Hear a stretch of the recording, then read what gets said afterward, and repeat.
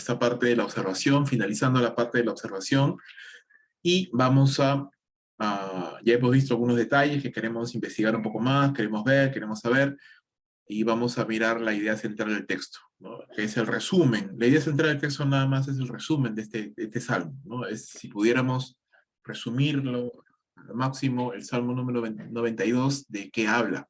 ¿No? Entonces, el salmo 92, a mi entender, habla acerca de esta alabanza a Dios por sus obras, pero no por todas las obras en general, obviamente sí, pero en este caso de manera específica por la justicia de Dios, ¿no? Porque Dios es justo al castigar al malvado y recompensar al impío. Al revés, castigar al impío y recompensar al justo. David alaba al Señor porque sus obras son grandes, porque castigará al malvado y recompensará al justo. ¿Sí? Este es un resumen bastante pequeño del texto, pero ese es en términos generales de lo que este texto está hablando. Ahora, el bosquejo del texto, la estructura que no nos inventamos nosotros, sino que fluye del texto, reconocemos las secciones naturales de este pasaje y simplemente las graficamos, no es algo que yo fuerce al texto, no queremos hacer una eisegesis, no queremos meter al texto cosas, sino queremos descubrir la estructura de este pasaje, y es así en todos los pasajes, hermanos, solo que hay diferentes consideraciones al momento de la interpretación, ¿no? Esa es la idea. La observación es la misma. Bosquejo del texto. Uno, bueno es alabar al Señor, porque sus obras son grandes. Versículos 1 al 5. Bueno, eso ya lo hemos visto, pero vamos a solamente ponerlo acá. El hombre necio florecerá, pero será destruido. Ahora, puede ser, claro, que en el camino de lo que yo voy revisando y mirando, veo palabras que creo que van mejor, veo conceptos que creo que podrían ir mejor, entonces puedo irlos cambiando, no hay ningún problema. Pero en teoría el cambio debería ser cosmético, ya no de sentido, porque si de pronto estoy ya en la parte de la elaboración del sermón y me doy cuenta de cosas, estructuras, cosas que no me había dado cuenta al inicio, entonces probablemente hice una mala observación, ¿no? Pueden haber cambios pequeños, claro, en el camino, pero debo asegurarme, y por eso es bueno leerlo varias veces, porque ahí me aseguro de que estoy viendo todos los detalles, ¿no? Estoy tratando de entenderlo todo. El hombre justo florecerá y será bendecido.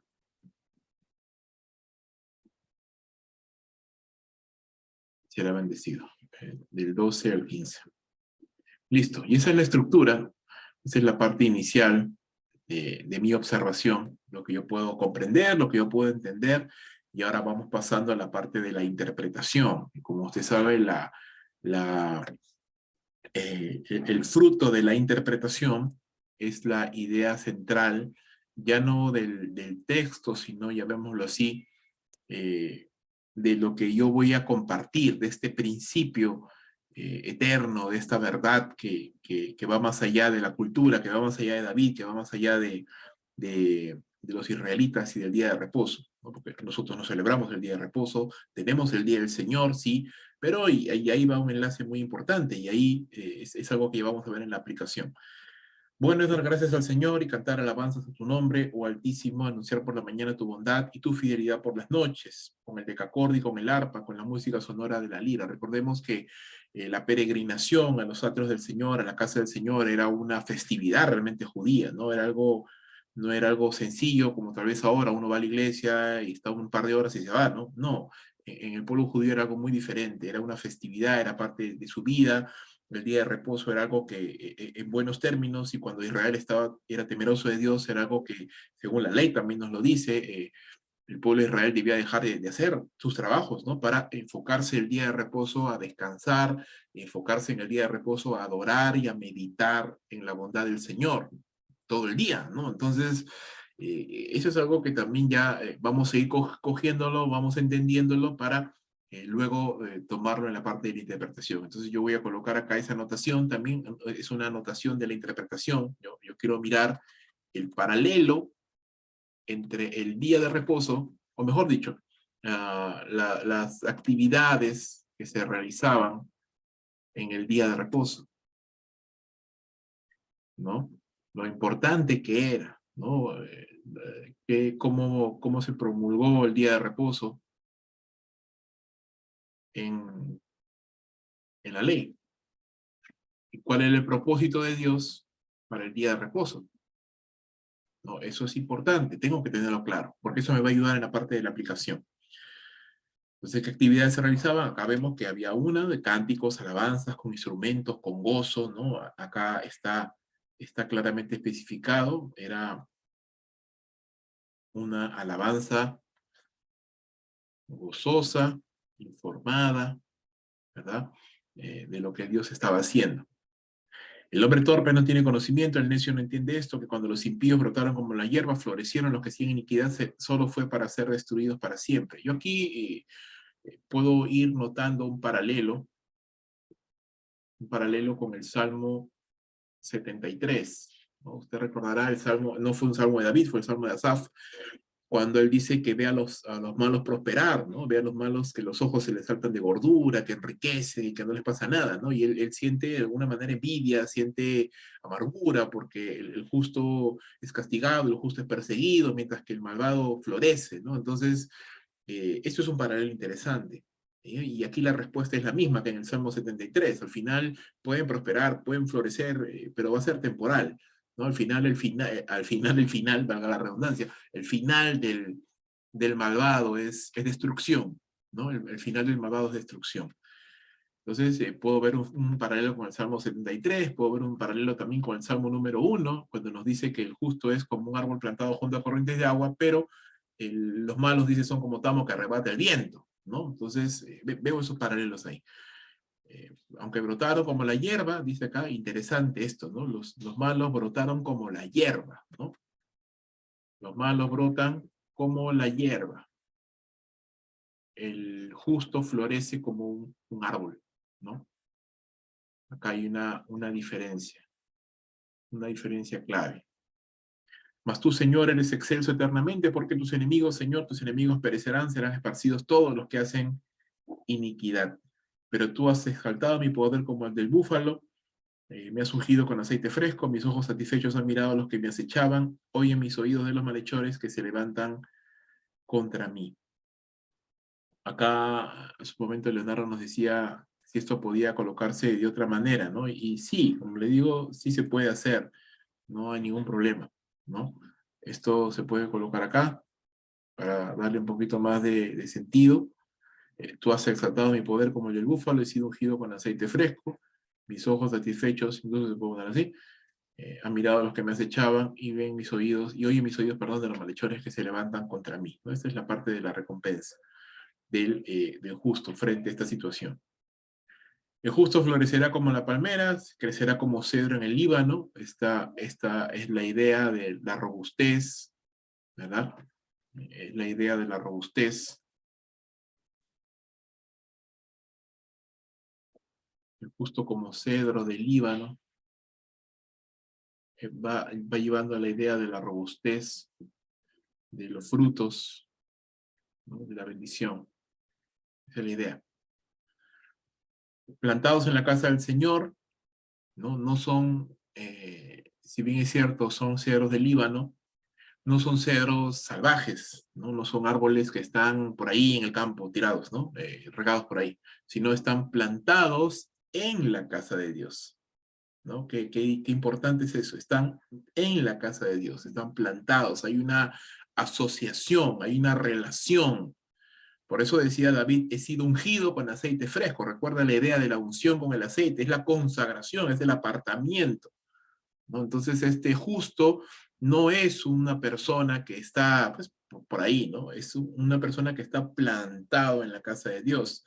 Y ahí florecerán, ¿no? Dice acá, florecerá como la palma, florecerán en los atrios de nuestro Dios. Entonces, no solamente es el hecho de florecer por florecer o prosperar por prosperar, sino en dónde vas a prosperar. En este caso, en la casa de Dios, en los atrios de nuestro Dios. Aún en la vejez darán fruto, dice, estarán vigorosos y muy verdes para anunciar cuán recto es el Señor mi roca y que no hay injusticia en él, ¿no? Aquí es se sabe, los árboles pueden vivir mucho tiempo, mucho más que el ser humano, muchas veces, ¿no? Y aún de de muchos años, los árboles pueden seguir dando frutos sin problema, ¿no? Entonces, esa es la idea. Aún en la vejez, estos creyentes pueden seguir dando frutos, estarán vigorosos y verdes, dice. Y esta prosperidad, esta verdadera prosperidad, este florecimiento que está asociado a la permanencia del justo en la casa de Dios, sirve para anunciar, dice, cuán recto es el Señor mi roca y que no hay ninguna injusticia en él. Este anuncio, claro, en el paso del tiempo, usted puede ver entonces, como dice, no recuerdo exactamente ahorita el pasaje, pero dice, mira y considera que hay un final dichoso para el hombre justo, ¿no? Me gusta ese pasaje, voy a buscarlo por acá. Considera que hay un final dichoso para el hombre justo.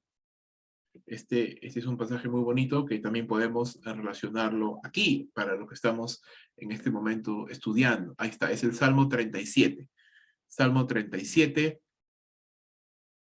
37 y 38, ¿no? Considera considera el íntegro y mira el justo, porque hay un final dichoso para el hombre justo, ¿no? Este es el final del justo, ¿verdad? El justo florecerá en la casa de Dios, ¿no? Eso es lo importante, asociado a la casa de Dios. Entonces, eh, vamos entendiendo un poco mejor el texto, y al final de mi interpretación, recuerda, al interpretar, estoy considerando acá dos tipos de figuras literarias. Una es el paralelismo, ¿verdad? Cuando veíamos acá, el hombre torpe no tiene conocimiento, el necio no entiende, ¿no? El hombre torpe es necio, no tiene conocimiento, no tiene entendimiento. Ese es un paralelismo hebreo.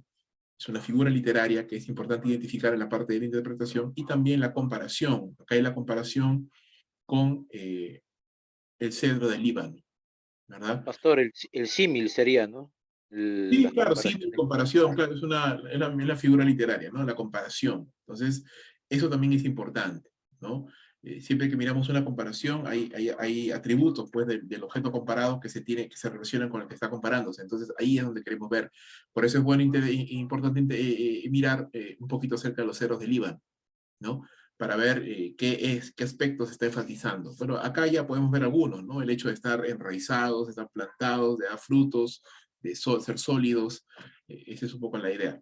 Pero siempre es bueno investigar un poquito más acerca de esto. Muy bien. ¿Hay algunas ideas o algunos puntos claves dentro de cada sección? Yo creo que sí. Vamos a seleccionarlas por acá. Es bueno dar gracias al Señor, cantar alabanzas a su nombre, oh Altísimo, anunciar por la mañana tu bondad, por la noche tu fidelidad, con los instrumentos musicales que están allí, porque tú, Señor, me has alegrado con tus obras. Y esta es la parte central de este primer punto, ¿no? Tú me has alegrado con tus obras, cantaré con gozo ante las obras de tus manos, porque Dios es justo, hermano, ¿no? Por eso David puede cantar con alabanza, porque Dios es justo. Si no fuera por el Señor, seguramente el impío prosperaría, abusaría, arrasaría con los justos, con los inocentes, pero no es así. Hay un Dios justo en esta tierra, ¿no? Que hace justicia. Entonces, ese es el punto neurálgico de la primera sección. La segunda es, el hombre torpe no tiene conocimiento, el necio no entiende, que cuando los impíos brotaron como la hierba, florecieron solamente de manera temporal, ¿no? Florecieron de manera temporal.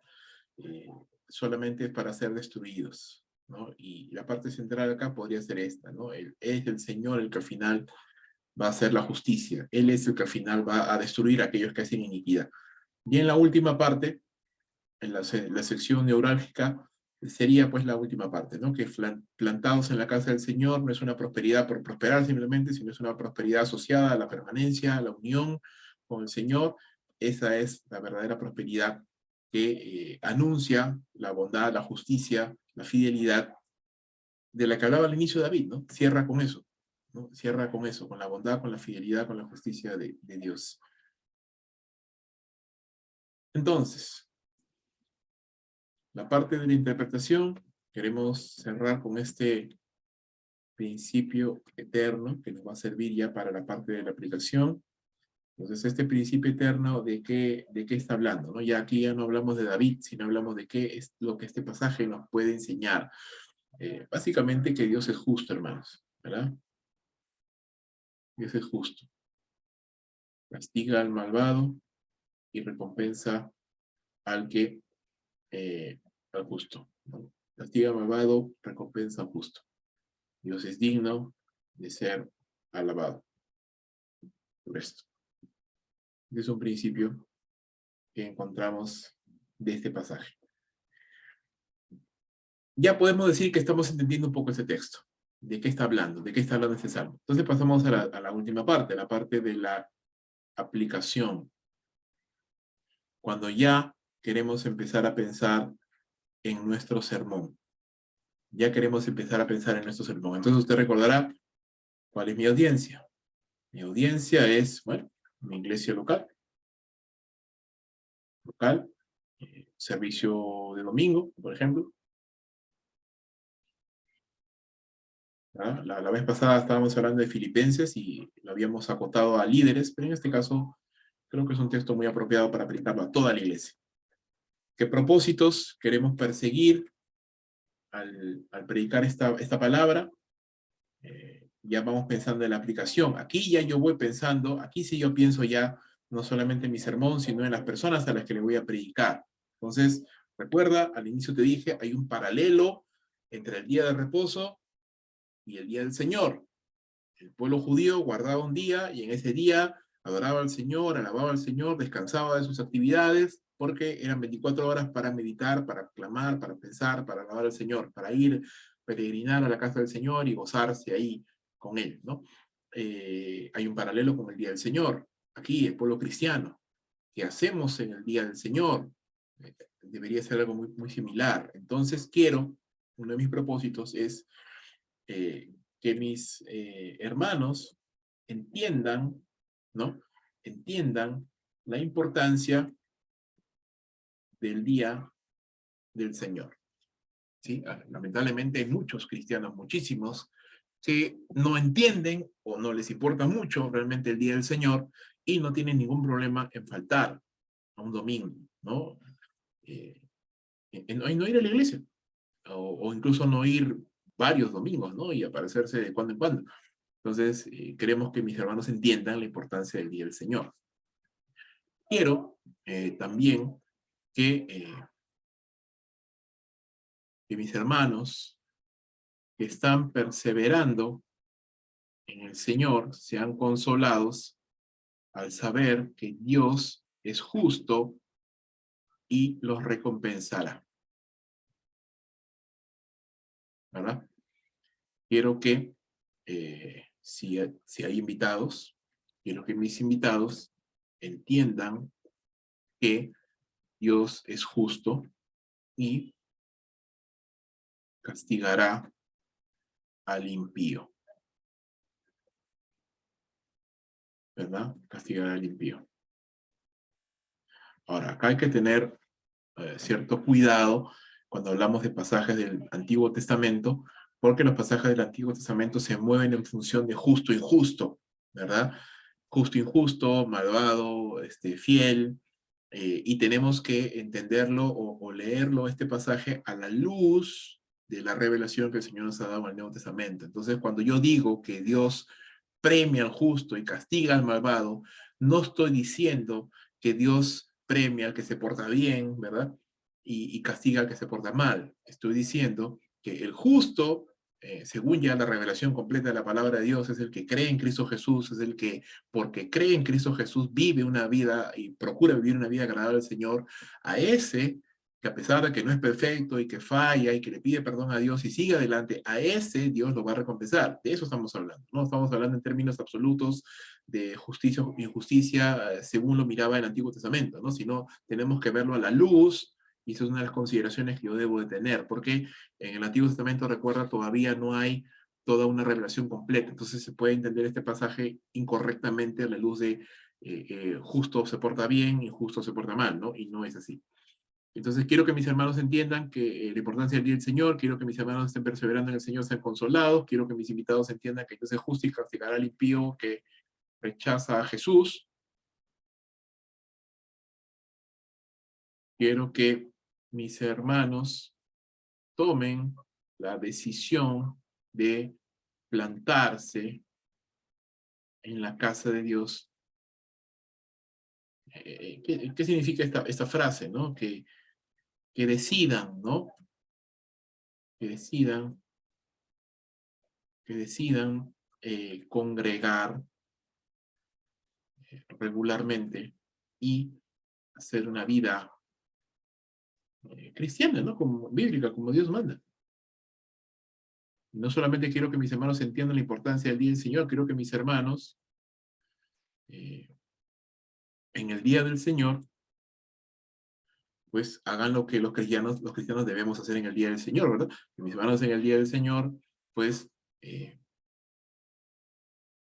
descansen de los afanes del mundo y se dediquen a las disciplinas espirituales, para no hacerlo muy largo, las disciplinas espirituales que la Biblia nos enseña. ¿Sí? Yo creo que eso es suficiente propósitos para este sermón. Listo. Entonces, yo quiero ahora pensar en el título de mi sermón, ¿ya? Y luego voy a mirar la idea central de mi sermón y voy a terminar con el bosquejo del sermón. Estos son los pasos finales. A ver, un título del sermón, bueno, puede ser plantados en la casa de Dios, ¿no? Alguien por ahí predicó una vez este pasaje, me acuerdo, no lo predicó completo, o sea, no lo predicó expositivamente, solo tomó y hablaba acerca de gordos y verdes, ¿no? Los cristianos deberíamos ser gordos y verdes, ¿no? Y eso llamó la atención, y al final está hablando de este pasaje. Idea central del sermón, que no es más que el principio del eterno aplicado a, la idea central del texto, perdón, aplicada a la audiencia, a lo que yo quiero lograr. Entonces, queremos decir con esto, aquí, tomando, recuerda la idea central del pasaje que estaba acá, y lo que hemos encontrado, esta verdad que hemos encontrado. Entonces, vamos a ponerlo así. Es bueno, o debemos, vamos a, eso es prueba y ensayo hasta que nos sintamos cómodos con lo que estamos colocando acá. Debemos, como creyentes, plantarnos en la casa de Dios, ¿no? Plantarnos en la casa de Dios, o si no quieres, si quieres hacerlo más directo, en la iglesia, ¿no? Plantarnos en la casa de Dios, crecer, fructificar y alabar a Dios, esperando de Él la recompensa. Fuera de Dios y de su casa, solo encontraremos ruina, juicio, ¿no? O ruina y destrucción. Seguramente pudiéramos mejorarlo aún más, refinarlo un poquito más, pero bueno, estamos ahorita un poco con el tiempo, estamos tratando de... Se puede mejorar seguramente más, ¿no? Pero la idea es de que el punto central acá es que la idea central englobe todo lo que el pasaje está diciendo, ¿no? Entonces, a ver, la idea central de mi sermón, ¿engloba lo que dice la idea central del texto? Sí, porque dice David alaba al Señor porque sus obras son grandes, porque castigará al malvado, recompensará al justo. El principio eterno es que Dios es justo, castiga al malvado, recompensa al justo, y debe ser alabado por ello. Debemos crecer como creyentes plantados en la casa de Dios, crecer, fructificar y alabar a Dios esperando de la recompensa. Tal vez podemos acá así, ¿no? Porque Dios es justo, ¿no? Ya. Fuera de Dios y de su casa solo encontraremos ruina y destrucción. Bueno, por el momento me siento bien con eso, creo que está bien. Como le digo, siempre todo es perfectible, así que no hay ningún problema. Introducción. Siempre un relato que pueda llamar la atención, que pueda ser interesante, que pueda captar la atención de los hermanos. Recuerda, si yo no tengo como alguien dice por ahí, ¿no? La primera impresión cuenta, ¿no? Entonces, si yo no tengo una buena introducción, o incluso entro o subo al púlpito timorato, medio temeroso, o dubitativo, porque de repente no me preparé bien, otra vez, caramba, no sé, no oré, algo pasó, ¿verdad? Entonces, tratemos siempre de arreglar todo asunto y subir tranquilos, ¿no? Al púlpito. una buena introducción nos va a ayudar, la primera impresión cuenta, hermanos, una buena introducción va a ayudar a que los hermanos se enganchen, a que los hermanos estén predispuestos a escucharte, ¿verdad? Y eso pasa por la presentación, pasa por el tono de voz, pasa por el hecho mismo de lo que proyecto, ¿no? De lo que yo puedo proyectar. Y con eso no estamos diciendo que tenemos que estar, pues, proyectando algo que no somos. No, no, pero hay un componente importante allí de lo que yo estoy proyectando, ¿no? Como servidor del Señor, como persona que tengo el privilegio de pararme delante del púlpito. Entonces, temeroso, temeroso de Dios, claro, pero no debo de estar dubitativo. Si ya subo derrotado yo mismo, entonces ya, olvídate, no, eso no tiene ningún sentido ya. Entonces, introducción, luego el primer punto, y vamos a tomar solamente el bosquejo del texto como el modelo, pero obviamente eso no va a quedar así, sino esto cambia cuando ya estamos acá en el sermón, y vamos a decir recuerda que mi tema es plantados en la casa de Dios, ¿no? Entonces, vamos aquí. Plantados en la casa de Dios, debemos alabar al Señor. Versículos 1 al 5, ¿verdad? Y como subpuntos de mi sermón, ¿sí? Como subpuntos de mi sermón, bueno, voy mirando la estructura de mi texto y puedo decir acerca de la alabanza, perdón, por la mañana, por la noche, y la forma, ¿no? Entonces yo puedo poner acá, a ver, perdóname. Buenas las gracias al Señor y cantar alabanzas a tu nombre, anunciar por la mañana tu bondad, tu fidelidad por las noches. La importancia y la hora. No sé si usted nota, pero también hay una relación entre la oración y la alabanza, ¿no? Porque alabamos al Señor, le damos gracias, y eso está muy relacionado con la oración. Es más, muchas veces cantamos antes de orar. No sé ustedes, pero a veces de manera personal también, en nuestras oraciones personales también cantamos al Señor. Y es una disciplina, está relacionada a las disciplinas espirituales. Entonces, vamos a poner acá la importancia de la adoración y la alabanza, ¿no? Segundo punto sería esta parte de acá, ¿verdad? Me has alegrado con tus obras, cantaré con gozo ante las obras de tus manos. Qué grandes son tus obras, oh Señor, cuán profundos son tus pensamientos. Entonces aquí hay la importancia de la meditación gozosa, ¿no? La meditación gozosa, ¿no? Nos gozamos cuando meditamos, cuando alabamos al Señor. Por eso Pablo decía cantar con el entendimiento, ¿no? Segundo punto, plantados en la casa de Dios, ¿verdad? Plantados en la casa de Dios, evitaremos la ruina, ¿no? Estoy poniéndolo en el sentido, está hablando del impío, claro, pero estamos poniéndolo en un sentido positivo. Plantados en la casa de Dios evitaremos la ruina, versos 6 al 11. ¿Y qué pasaje o qué puntos, qué subpuntos podemos notar acá? A ver, esto primero, ¿no? La falta de entendimiento del necio, ¿no? El punto número 2, la prosperidad temporal del necio, ¿verdad? Punto número 3, el juicio de Dios. Y punto número 4, qué rápido se pasa el tiempo. El punto número 4, la bendición del justo. Ahora, el hecho de que tenga yo estos subpuntos no significa necesariamente que me voy a detener en cada uno, sino eso fluye, ¿no? Como en la predicación fluye, pero para yo entenderlo, para yo tenerlo claro, esa es la idea. Y el punto número 4 y final, plantados en la casa de Dios, floreceremos, ¿ya? Versículos 12 al 15. Y terminamos con las aplicaciones para la vida, ¿no? Los puntos centrales, que normalmente son los mismos objetivos.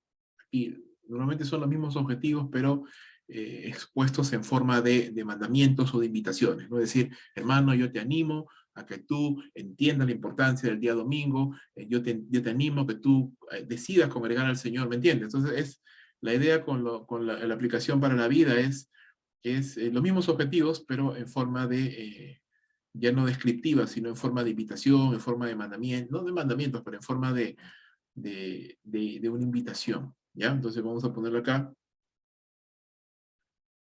los objetivos en forma de invitación, de llamado, ¿ya? Eso es lo que hay que tener en cuenta aquí, cuando hablamos acerca de los propósitos para la vida. Son los mismos objetivos, pero en una forma positiva, ¿no? De llamado, de invitación. Y cuando hablamos acerca del último punto, la plantados en la casa de Dios floreceremos, entonces hablamos acerca de este punto, este paralelo, ¿no? El justo como el cedro del Líbano. Eh, el justo en la casa de Dios. Y puedo terminar incluso hablando acerca de el justo anuncia con su vida la bondad y la justicia de Dios, ¿no? La última parte. Entonces, esos serían más o menos los puntos. Con eso cerramos ahí esta parte, la preparación para el sermón. Entonces ya luego solo me queda, pues, darle ya, ir construyendo el manuscrito, ¿no? Buscar una buena ilustración, y construir el manuscrito, revisarlo nuevamente, orar obviamente el Señor para estar claro de lo que voy a predicar, pero esa es más o menos la idea con este pasaje, hermanos, el Salmo número 92, un salmo muy bonito, la verdad, un salmo muy, muy bonito que tiene relaciones, está íntimamente relacionado con el Salmo 73, con el Salmo 23, con el Salmo número 1, con pasajes de Jeremías también. Entonces, algo que pienso es muy importante para los creyentes entender ahora, ¿no? Sobre todo cuando muchas veces no entendemos la importancia del Día del Señor. O simplemente vamos a la iglesia el domingo y luego ya nos dedicamos a nuestras cosas, ¿no? Es decir, estamos todo el día afanados. Entonces, no estamos haciendo realmente lo que el Día del Señor es, que es tener un día a la semana en donde descansamos físicamente. Bueno, descansamos físicamente muchas veces para los que servimos al Señor, los días domingos son los más cansados, ¿no? Pero llamémoslo así, por lo menos descansamos de nuestras actividades semanales, ¿no? El trabajo, los estudios, qué sé yo. Entonces, una recomendación, hermanos, es que los días domingos, después de predicar, tal vez, tratemos ya sé, pero muchas veces vamos a la iglesia en la mañana, vamos en la noche también, pero tratemos de estar con la familia, tratemos de tal vez ese día no estresarnos en cocinar, en cosas así, o justo en ese día querer limpiar la casa, querer hacer un montón de cosas, ¿no? Usemos el día domingo para, de repente, aunque sea un menucito sencillo, ¿no?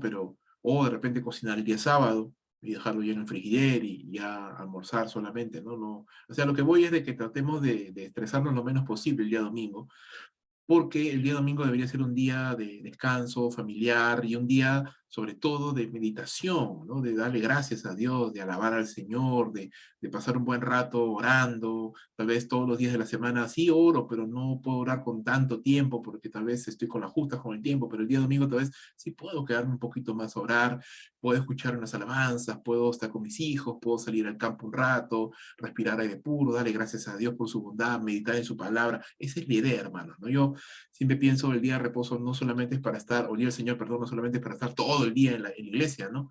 No, salimos, ¿no? No podemos estar seguramente todo el día en la iglesia, pero sí podemos estar todo el día meditando en el Señor. Esa es la idea, ¿no? Y eso es algo que a veces nuestros hermanos tienen que entender.